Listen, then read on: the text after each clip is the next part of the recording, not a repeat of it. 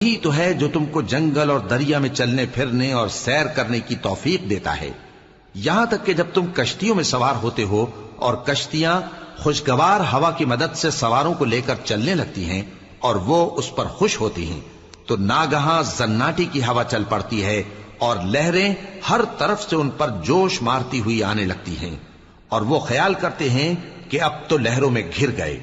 تو اس وقت خالص اللہ ہی کی عبادت کر کے اس سے دعا مانگنے لگتے ہیں کہ اے اللہ، اگر تو ہم کو اس سے نجات بخشے تو ہم تیرے بہت ہی شکر گزار ہوں۔ پھر جب وہ ان کو نجات دے دیتا ہے تو ملک میں ناحق شرارت کرنے لگتے ہیں۔